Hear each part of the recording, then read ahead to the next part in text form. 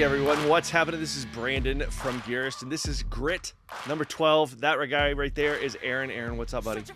Another day in paradise. Yeah, Happy man. Monday. Happy Tuesday. It's Tuesday. It's Memorial Day weekend. I have to say, so first, I'll say, it's funny, I saw, as we do, I feel like every year, around Memorial Day, and since we are posting this after Memorial Day, probably should have said this last week, but that's okay.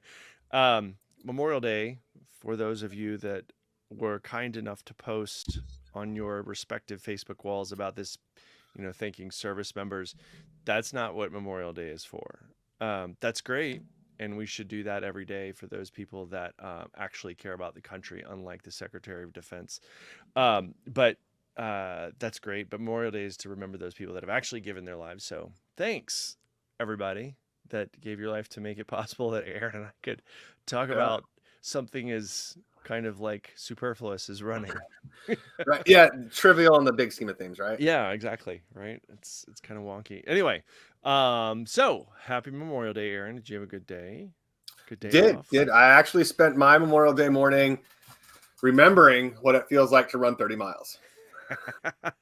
So you told me as we were kind of heating up the mics here that you did 30 yesterday. Yeah.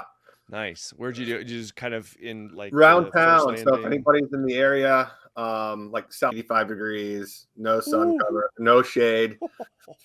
It got hard. It got difficult. I bet. But you were around town. I mean, did you carry hydration with you? Did you get a chance to stop and fill up? Yeah. So pack 2 liters of water, or I guess, I think they're liters in the Nathan.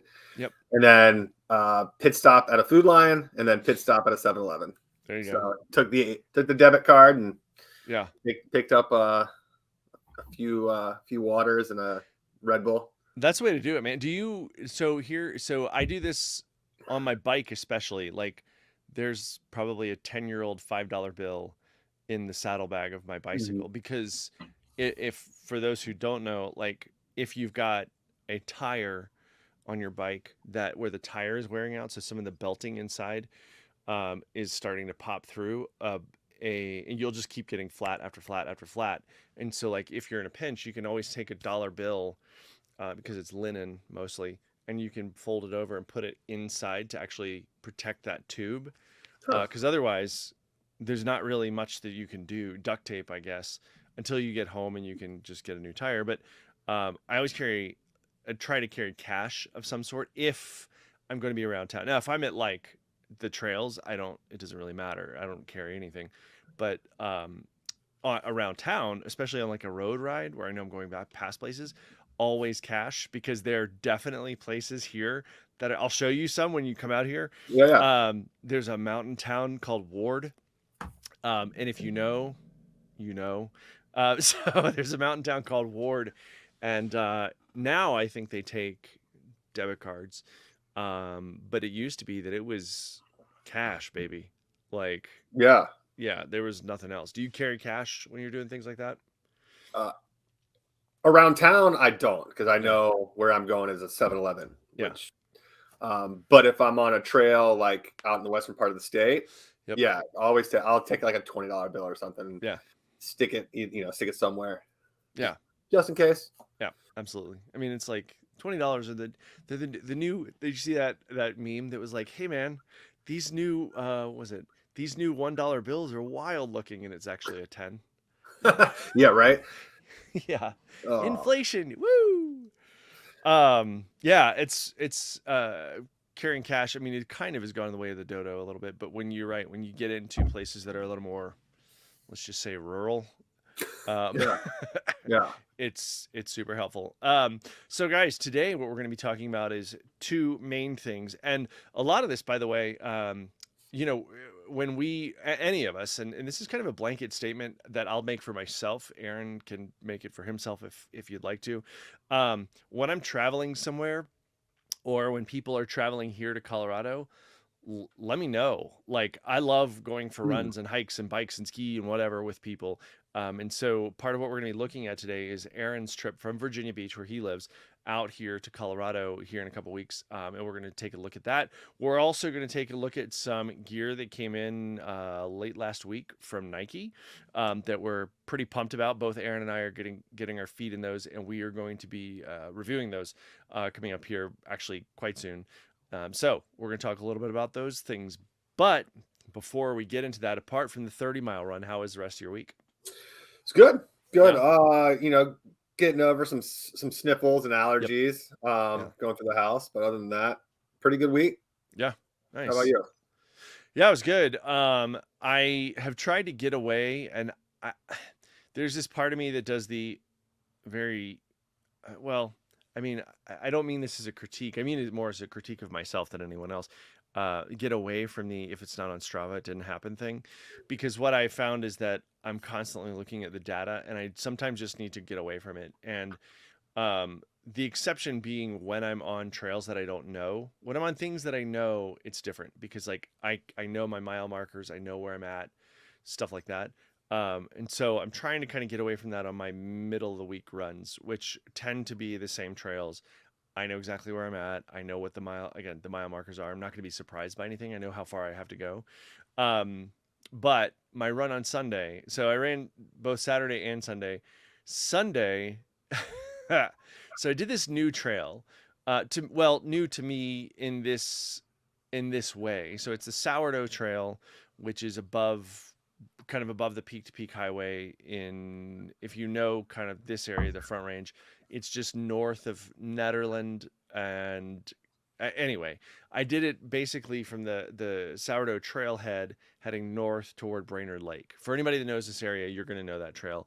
And I've hiked it before. I've actually biked parts of it before, but I've never done it as far as I was trying to go. So what I was trying to do was from that trailhead to Brainerd Lake, and the Sourdough Trail keeps on going past that, to Brainerd Lake is about 5.8 miles. And that was my goal, was to go 5.8 miles out, and it's all uphill. It actually goes kind of pretty steeply uphill, and then it kind of bumps along uphill some more, but it's more flattish. My goal was to do that and then flip it and come back. So, 11 and a half ish miles, right thereabouts. I got to 3.8 miles, give or take. So 2 miles shy of my goal. And on the way up there, so I got up there and it was 55 degrees and it was sunny. And by the way, on my Instagram, you guys can follow us because there are pictures of this on my Instagram. I'm at Gearist on Instagram. Arron is at Arron with 2 R's and Garrod 2 R's again. ARRONGARROD on Instagram. So I was going and it's 55 degrees, which I love. Like, I love that coolness. It's great for it. Nice and sunny. And I'm kind of grinding up the hill. There's a guy on a mountain bike. He and I kept trading places because it can get pretty technical in spots.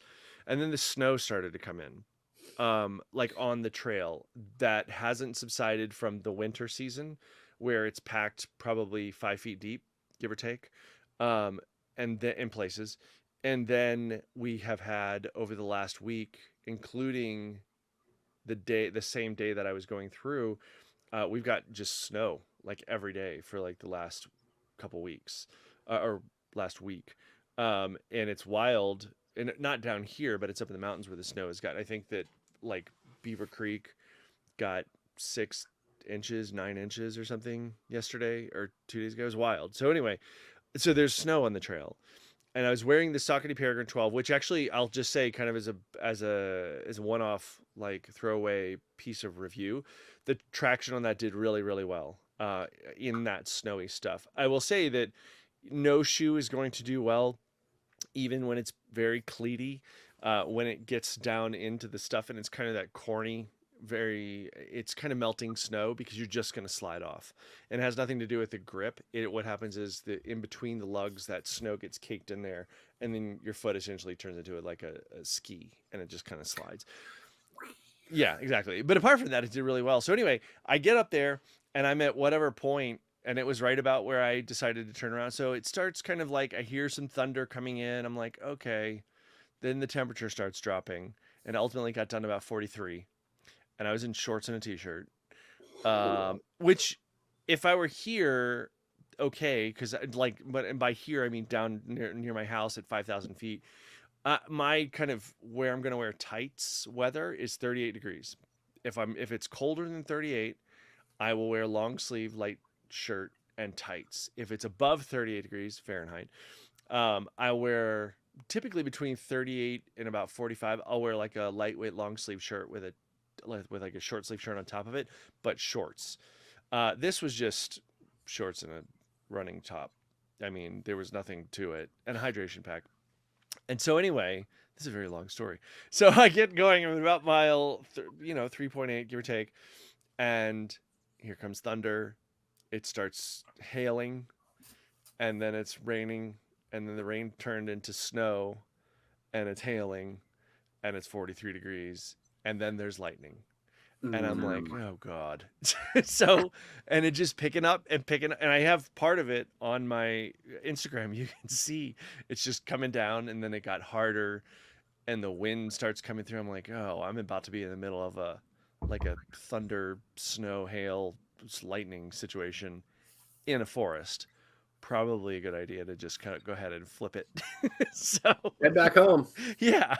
So I didn't hit what I was going for, but not for lack of effort. It's just it was not going well, and right after that, it got so bad, and I was about on elevation par with. So I was about 10,200 feet, give or take. At that point, Rocky Mountain National Park is a little Trail Ridge Road is a little higher than that by about 1,500 feet or so. And they closed Trail Ridge Road through the park because it was blizzard conditions. I mean, if you look on the Rocky Mountain National Park Instagram, again, it's like you can't see anything. So yeah, I flipped it. But anyway, it was a good run. It was good 7 point something miles. You pick the pace up on the way back? No, because so this is what I was going to say is that after this one crossing, it was basically all snow. So like, but it wasn't like fun snow that you're like frolicking through the snow. It was like domed off snow that you have to run on top of because there's no side on the trail that you could really step onto, and even if there were, there's no how would I put it? You don't want to do that. It damages the trail. Right. Yeah. So the problem is when you step on top of this kind of, if you think about it like a ridge line of snow that's probably 5 feet wide and 4 or 5 feet deep, in some places with like 6 or 7 feet. I mean, it's deep. So, but I'm not a light person. And if you want to jog along the top of that, you're just going to post hole up to your hip, which I did a few times, which just makes for very, very, very slow going, let's just say. And Fair here enough. I'll show you. That's the picture of the park on the Rocky Mountain National Park Instagram. That's Trail Ridge Road, which they just opened like 5 days ago and then closed it again because of the winter weather. So anyway, it was a good run. So, all right, let's take a look at gear. What have you run in? What of the shoes that we were looking at that both of us got our hands on have you run in so far? So I've only run in one pair. Got it. I'm walking around in a second pair today to kind of break them in slightly. Yep. And I haven't run in either of the trail shoes yet. Those are coming this week because I want to make sure that my feet feel good from post 30. Yep. And I wasn't going to run on the trail in any of the other shoes. Yeah. But I have, which surprisingly enough, I ran my first run in the Flyknit, the new Flyknit. I think they are hold on, I've got them right here. The Infinity Flyknit 3, which just dropped. Yes. Yep. Infinity Flyknit 3. When I first put them on my feet, initial reaction was, I'm good. And I was like, let's do some due diligence. Let's take some time. Yeah. I really like this soft upper. Very, very flexible and soft knit. Fly knit, apparently. It's fly. It is fly. Hold up to the camera while you're talking about it. And so I wore them for about an hour, and my feet started to kind of sink into the sock liner and into the shoe. And I was like, okay, they're not terrible. Did a quick little 5 miler in them, and I was like, all right, you sold me. All right, I'll run more. So Yeah. Good initial. I shouldn't say initial response was I'm not sure, and now I'm becoming more of a fan. So good. I'm currently walking around the house in the new Peg 39s. Yep. Initial reaction. I used to run in some pegs, Pegasus. Little a little stiffer than previous versions that I've had, but I've probably been about, I don't know, maybe 8 versions ago was the last peg I ran in. Okay. So these are a little stiffer, a little more to the shoe, which I'm not upset about. Yeah. Little lower profile, but still got that Zoom cushioning, which is super, super nice. I'm having, I've got the other one on my foot now. Nice. With a compression sock on. But a really nice shoe so far, walking around the house. I'm really excited about this shoe, though. Yeah. Peg Trail. This is the Peg Trail, the new version. I think it's the 4. Yep. I looked on Running Warehouse, and this hasn't dropped on Running Warehouse yet, but super fun looking shoe. Yeah. It actually feels a little softer than the road version. But I like the upper. I like the way it fits. So super pumped. I'll probably run in these either this afternoon, this evening, or tomorrow.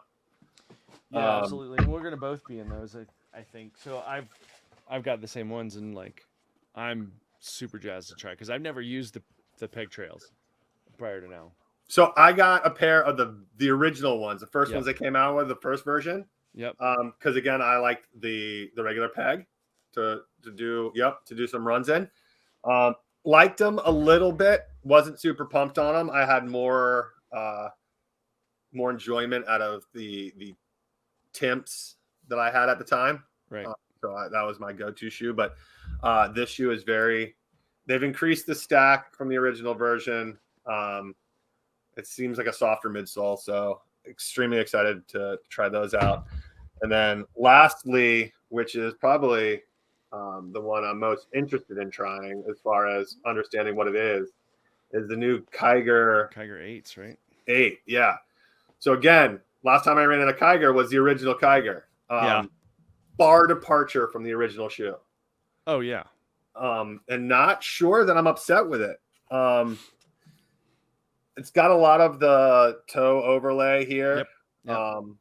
But very soft, very light. Very light, nice and fast. Yeah, nice gusseted tongue. Heel counter. Again, they've got this string. Yep. And a not really a stiff heel counter, but not soft either. So the whole shoe is I'm very interested in giving it a go. I don't think it's something I could do like a 100-miler in. Mm-hmm. I think maybe a 50 would be pushing it. Maybe a 50K or like a marathon trail would be something I could probably get myself into in here. But again, I haven't run any yet, so we'll see. Yeah, I'm interested to get into that too. So I've run in the most recent, the 7. Is a great shoe. I think I actually even held it up on the show a few weeks ago. The Kiger has been one of those that I've been in most of the versions since the original, and yeah, like it is a light and fast. You're right. I don't know that I would. I mean, I'm not the 100 guy like you are yet, but like, I don't know that I would go that far either. I think for something like that, if you wanted to stick in a Nike product, the Wild Horse makes a little bit more sense, or maybe even something like the Peg Trail, depending on the runner. You know what I mean? Yeah. Yeah, I'm pumped to try it also. Yeah, good stuff. Yeah. Awesome. So do any of you guys watching have any of these yet? Have you tried them yet? I know that there are definitely some places, some other content creators like us that have already gotten reviews up because they got a little earlier product in house.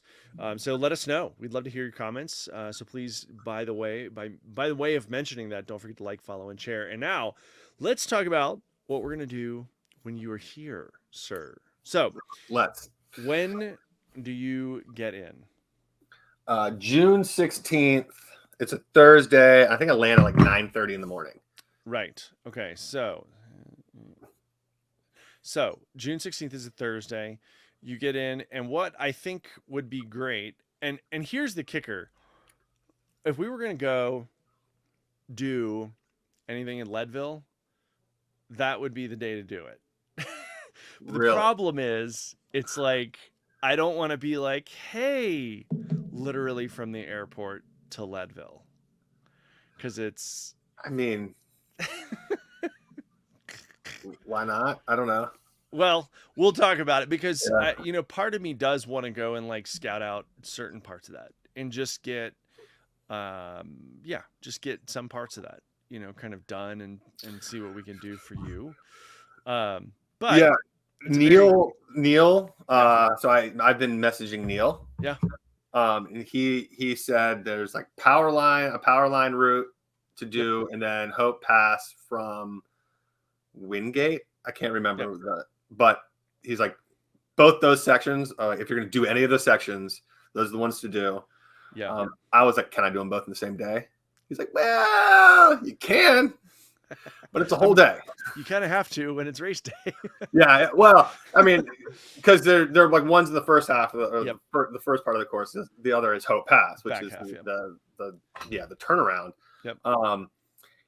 He's like, you could do Hope Pass, go get some lunch, take a nap, and then do power line. I'm like, a nap seems like a stretch. Like, yeah, and it might just be worth kind of doing like, what's the most productive? What are you going to be doing at those points in the race? Do you know what I mean? So there's that. We can certainly go up there. It's probably a 2-hour drive, give or take. From you or from the airport? From the airport. Okay. So it's not super close. Yeah. So Thursday, again, you're like, it's like, welcome to Colorado. Let's go, like, hurt you. That's kind of the point of me coming out there. Yeah, for sure. Friday, I mean, do you want to do a different trail each day? I guess that's a good piece also. So yes and no. I don't want to go and do the same thing 5 days in a row. No. I do have some work to do Thursday and Friday, so I gotta figure that out. Yep. But I do want to get up to 12.5, 12.6, if possible. Okay. I mean, north of that would be cool. Whether that's just like a hike up one day and a jog down, if that's possible. If not, as many runs over 9,000 feet. Okay. One or two, probably enough. But yeah, different trails would be cool. Okay. I'd like to go as long as possible one day, and whether that's hiking for a handful of hours or running for a handful of hours, whatever that looks like. Okay. So the challenge that we're doing, so what I think we would do for like the day you want to go super long, or as long as possible, I would say, make sure that you have Trail Run Project downloaded for this area. So that when Brandon craps out on you, you can know where you're going. But what I would say would maybe be part of Hall Ranch. So let me see if I can find this. I'll try to find it while we're talking. But Hall Ranch winds up tying in with Button Rock. So Button Rock Preserve is this other trail that kind of shoots off. It's a really great trail. And actually, here, let me see if I can share my screen. So for those of you watching, it's going to be much more salient as a point than those of you listening. But we will, as always, have data for this in the show notes. So for those of you now watching, Aaron, can you see my screen there? I most certainly can. Okay, so this is Trail Run Project. Now, yep. Is this more accurate or better or just different than All Trails? I think it's just different. Okay. All trails may have more things. Trail Run Project is one of the project apps by REI. Okay. And so they're kind of connected like that. You Got it. can, yeah, I mean, they're all free Yeah. on the various app stores. And so what we're looking at, and so I'm not sure, I guess is a better way to answer your question. So what we're looking at right here. So here's Hall Ranch, okay? 9.8 miles is the loop highlighted here, okay? So that's just kind of the main loop. I mean, it is what it is. Here, if you see, this is the Button Rock Trail, which splits off kind of at the top, almost the halfway point of the Hall Ranch Loop, and it connects down here over into Button Rock. There are a couple trails at Button Rock Preserve. So this is the Sleepy Lion Trail that we're looking at right here. This little connector is 1.8. So we're looking at 9.8 plus 1.8. So 1.8 doubled, right? So 3.6 Yeah. on top of this 9.8. The 9.8 is a loop, so it's not really an out and back. Then if you go all the way down Sleepy Lion, you come up this little North Shore Connector Trail, which is only a half mile, but it's like basically straight uphill. I'm trying to find a way to show it to you. Let's see. North Shore Connector Trail. And you may be able to see the elevation profile. Nope, I guess not. But basically it's straight uphill. And then you get into the North Shore Trail here. Okay. Yep. So 1.7 miles. And again, each of these things is out and back. And then, and the important thing to remember about all this is that it's out and back and there's no phone signal. So if you choose to do, if let's say, because I don't know that I would be able to do all of that, just based on time, kids, swim practice, all that kind of stuff. But so the challenge is there's no phone signal. So it's important that you remember that for each one of these things that you go past Hall Ranch, it's an out and back. Because then you can kind of, if you wanted to, you can hook up in here to the Johnny Park connector, connects into Johnny Park Road, actually Colson Gulch Road, which is a straight downhill and uphill and a water crossing.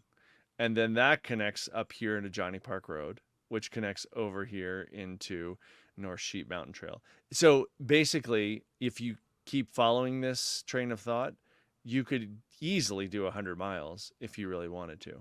Yeah, that's a little further than I was anticipating. I was thinking maybe 20 on a day.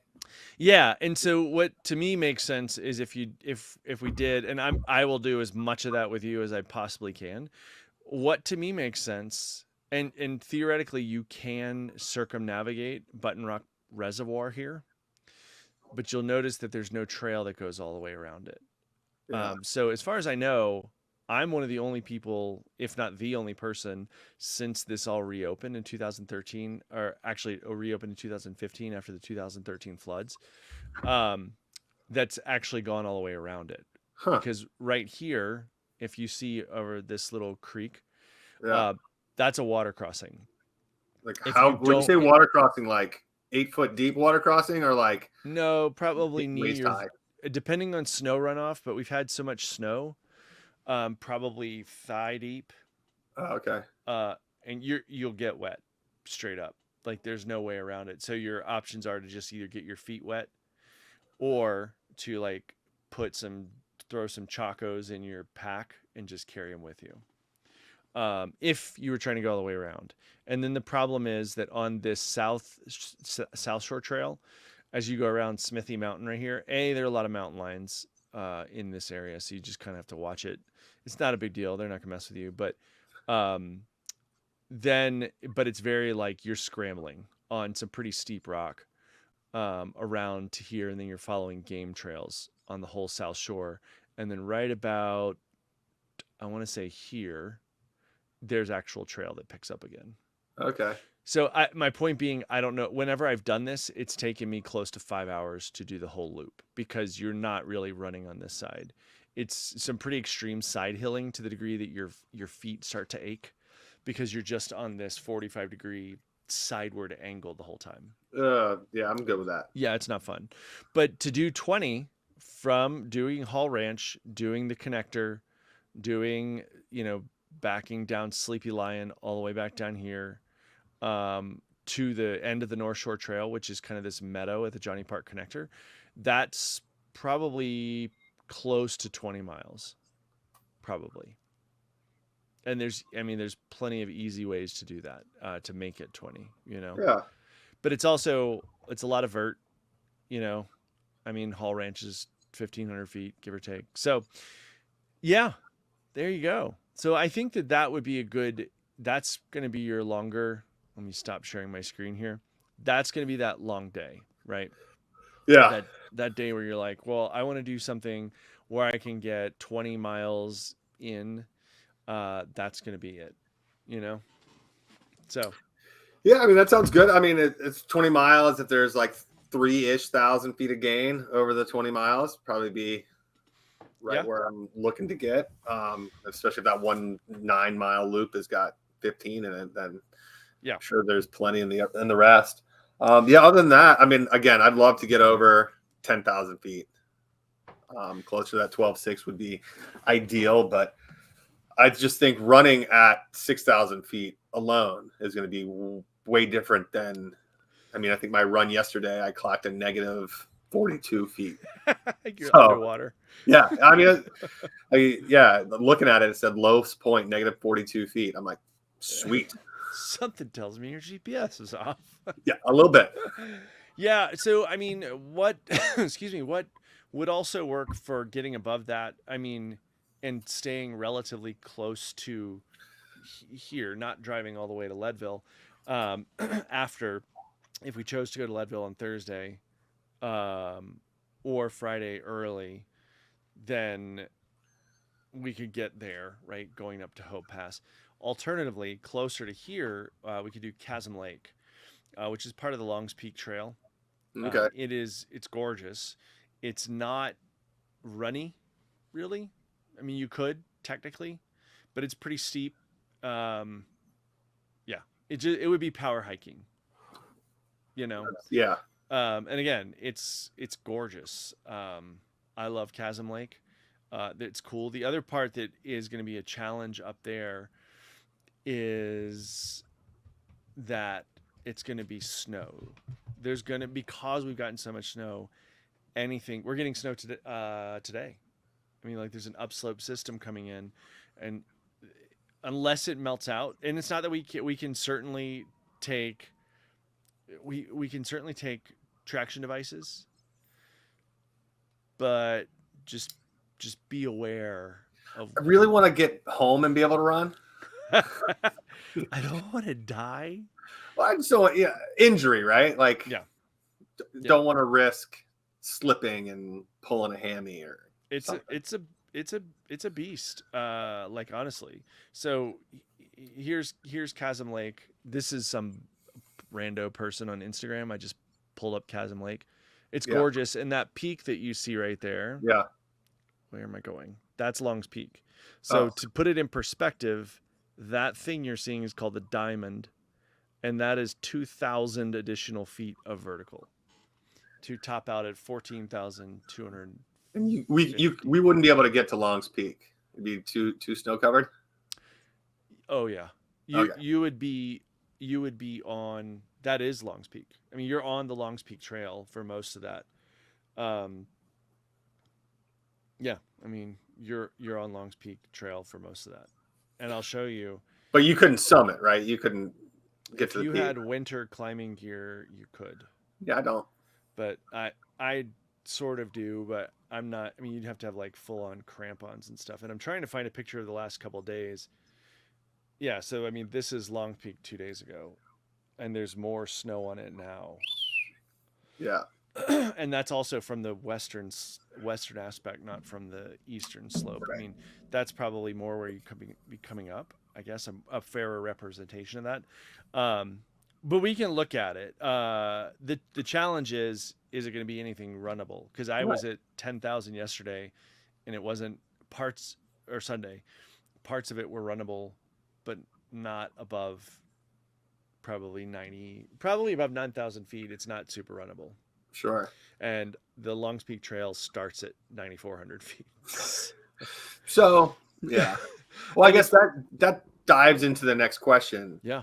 What do I need to bring as Yeah. far as gear? You know, like I'm running in maybe a shirt. Like I'm taking my Yeah. shirt off after a couple miles because it's 85 degrees and 1,000% humidity outside. So Yeah, yeah. So I mean, whatever clothing that you want, bring. It's probably going to be shorts the whole time, unless I mean, when you're above something like that, and for instance, had I known on my run on Sunday that it was going to drop as low as it was temperature wise, because my arms kind of fell asleep, like my hands stopped working because they got too cold. yeah, Um, I would have packed tights and like a light set of gloves. I wouldn't pack any of that. I've got stuff you can use. I'm not super worried about it, but like in you need hydration. For traction devices, I have traction stuff. But again, traction's not going to do but so much on that kind right. of snow. I mean, it'll be the middle of June. There's still a lot of snow. It's going to be very melty and slippery and not a lot of fun. Um, that's why I say I'm trying to kind of weigh what's snowed in up against like you just need running miles, and so it's going to be below 9,000 feet. You see what I'm saying? So it's Yeah, kind of like there's a double-edged sword here. I mean, we can play with it, but yeah. I mean, I'll bring probably like a packable jacket, yep, like a shell, hat. I mean, I've got gloves, yeah, my hydration pack, shoes, shorts. yeah, Like long sleeve, I'll probably bring one. Do I need yep, more than one? no. Okay. Yeah. I mean, it's a crapshoot, and I tend to be. I mean, by byproduct of being the guy that started Gearist, like I tend to be overly packed.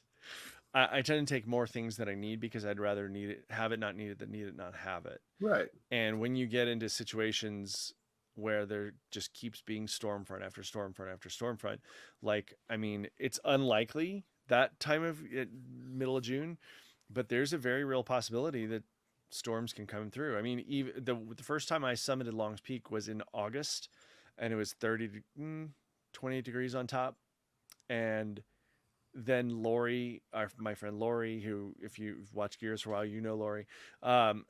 She and I did Chasm Lake one time, which again is the Longs Peak Trail for much of it.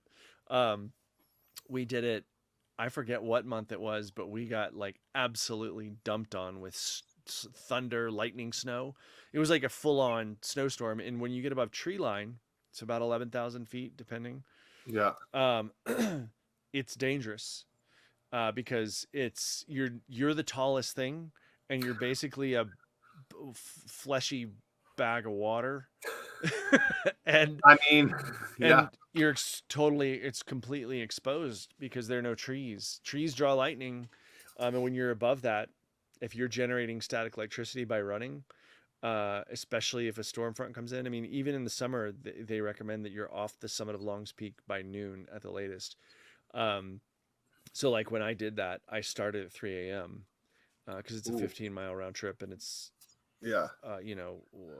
9,000 feet of vert. No, that's not true. 5,000 feet of vert. Mm. So yeah, it's kind of one of those things. Um, I mean, the most important thing is just kind of if you've got one of each, you're not going to use. We've got a washing machine. I mean, Yeah. so it's kind of just feeling that out. Having the things that you think you might need. Don't worry about traction, stuff like that. I've got traction. Um, yeah, it's kind of a crapshoot. Honestly, we've had so much snow so late in the year above 9,000 feet, and again, we're getting more today. Like literally, there's a huge upslope front rolling through. If you want, I can share with you. You can start keeping an eye on the weather. There's actually a really great group um, called like Seth's Weather or something that I find Mm. that I follow. He's here in let's see, Seth's Weather Report. He's here in Colorado, and he's following all these things, right? So like this was yesterday, Memorial Day. these are snow stakes at various resorts. Oh, okay. Is that like a Facebook group? Yeah. Yeah. So like when I was going out to Utah for work, I joined Wasatch Peak Baggers, and it was the similar thing. Like Yeah. everyone would post the trails they did that day, the day before. Yeah, this is more around weather, but the reason he's talking about weather has more to do with people that are going POW hunting. So like backcountry skiers, Yeah. stuff like that. So it's very geared toward people who are getting after it.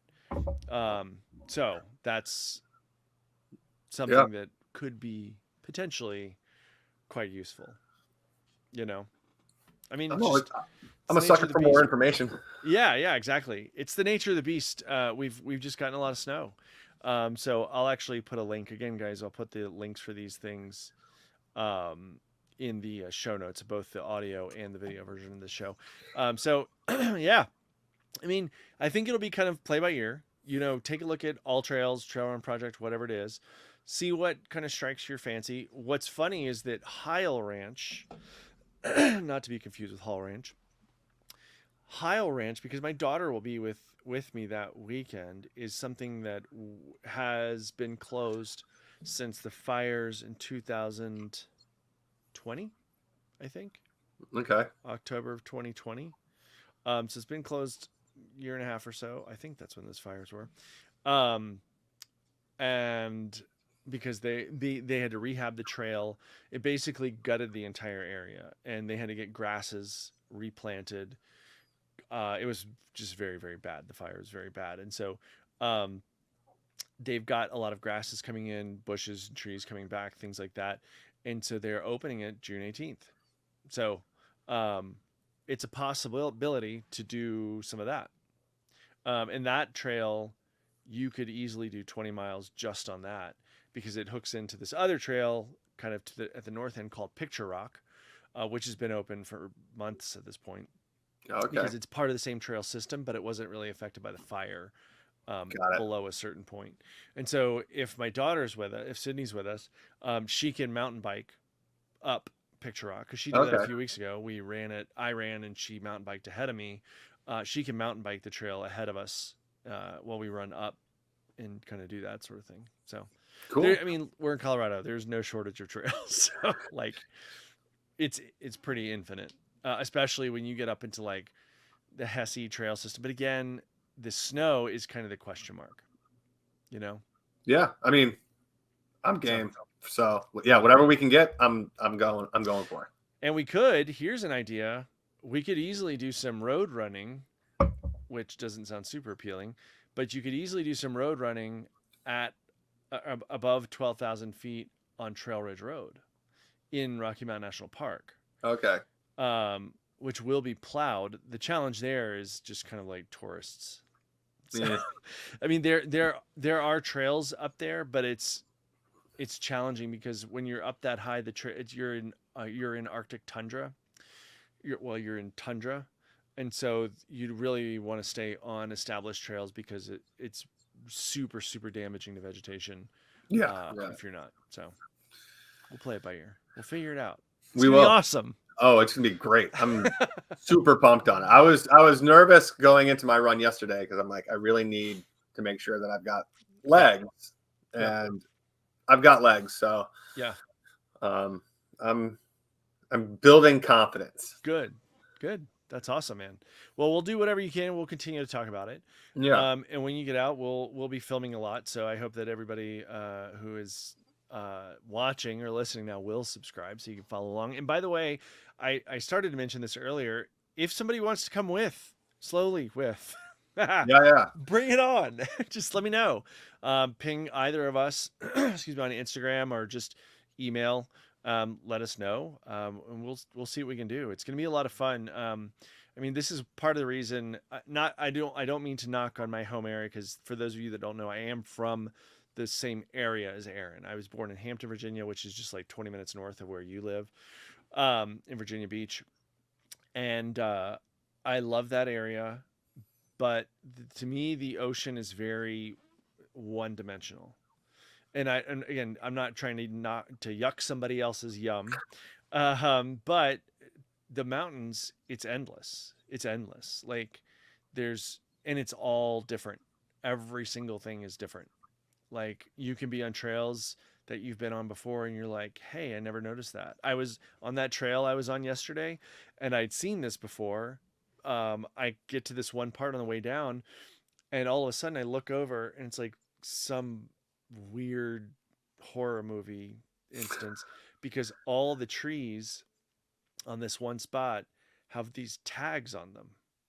Like all the trees. They're just these tags nailed into the tree and they're metal tags with numbers on them and they're like hundreds of them. And I'm like, what is happening right so like Am I'm I the sure next number? right. Well, I think it's part of this weather station that's up there.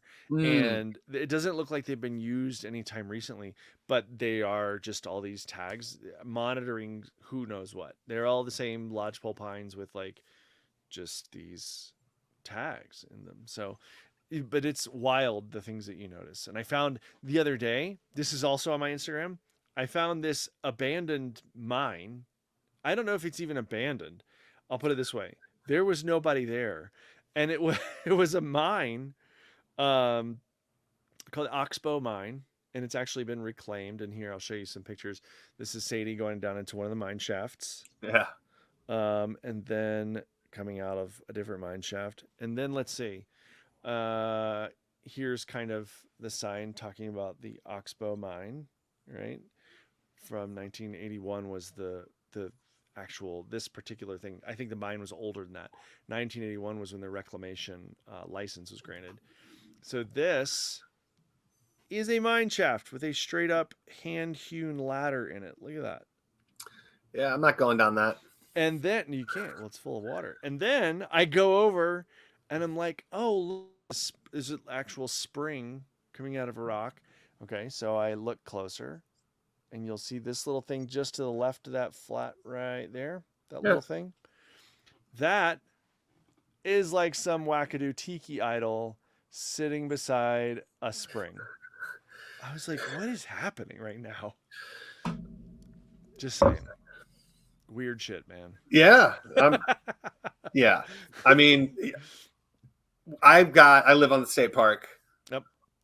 I've run every trail back there. Yeah. Sometimes all in the same day. Yeah. Yeah. Literally every trail in the same morning run. For sure. So, and that's the only trails we have for the most Yeah. part. There are some small, short, repeatable mountain biking.